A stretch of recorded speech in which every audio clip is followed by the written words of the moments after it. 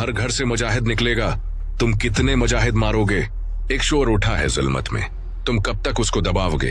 तुमने जो आग लगाई है वो शौला बनकर बोलेगा। हर माँ की आह, हर बच्चे का खून तुम्हें न छोड़ेगा। कब्जे की दीवारें टूटेंगी।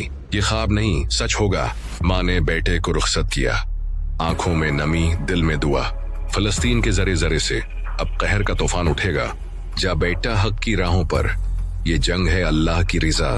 बचपन ने हथियार उठाया, किताबों को रखकर एक तरफ। जो मौत से न डरता हो वही तो होता है असल तरफ।